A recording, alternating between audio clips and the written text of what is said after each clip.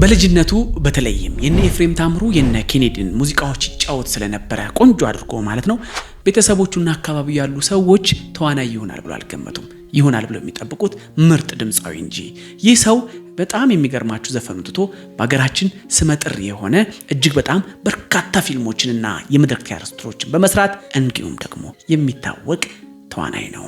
ይህ ሰው አባቱም እጅግ በጣም ታዋቂ አበራ ደስታ ወይም ጆሮ በመሰኘት የሚጠሩ የኮሜዲ ተዋኝም ጭምር ነው።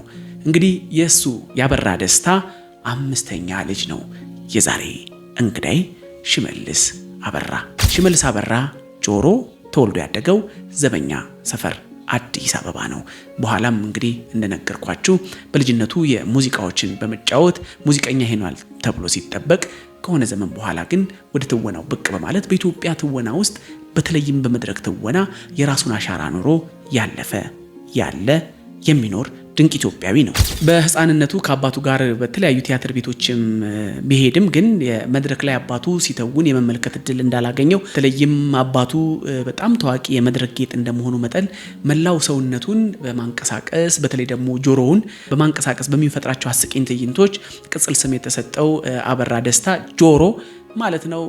በ8 ዓመቱ ይህ ታዳጊ ሳያድግ በሞት በመነጠቁ ለብዙ ዓመታት ይቆጨው እንደነበርና አባቱን በተለይ በደንብ ሳይጠግበው በልጅነቱ እንዳለፈበት ሰምተናል። አባቱ እጅግ በጣም ጎበዝ፣ በተለይም በዘርፉ በኮሜዲው ዘርፍ በጣም ታዋቂ እና ስመጥር የነበረም ጀግና የመድረክ ሰው እንደሆነ ማውሳት እንችላለን። እንግዲህ ያንን ሲያይ ያደገው በተለይ ደግሞ ሲሰማ ያደገው ሽመልስም በተለይ ወደ ሙዚቃ ይዘፍን ስለነበረ ሰዎች ሙዚቀኛ ይሆናል እንጂ ቲያትረኛ ይሆናል፣ የመድረክ ሰው የትወና ሰው ይሆናል ብሎ ይጠበቅ አልነበረም።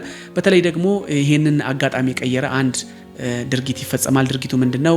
የአባቱ ሙት ዓመት 6ኛ ዓመት መታሰቢያ ዕለት ተስፋዬ አበበ ወይም ፋዘር የምንላቸው የበርካቶች ጀማሪም ታዋቂም ተዋናያንን ያፈሩ ያሰለጠኑ ሊቅ አባት እንደሆኑ እናውቃቸዋለን። አሁንም በህይወት ያሉ እድሜያቸውን ያርዝምልን። እኚህ ሊቅ አሁንም ድረስ ትውልድ እየቀረጹ የሚገኙ አባት ናቸው። በሰፊው አንድ ቀን ስለሳቸው ባዮግራፊ ይዤላችሁ እመጣለሁና እዛ ሄዶ ያንን በሚከታተል ሰዓት የመጀመሪያ ጊዜ ቲያትርን በተለይ ትወና ምን እንደሆነ ምን አይነት ክዋኔዎች እንደሚከወኑ በመመልከት የጥበብ ፍላጎቱ ከድምፃዊነት ቀስ እያለ ወደ ቲያትረኝነት መጸነስ ጀመረ።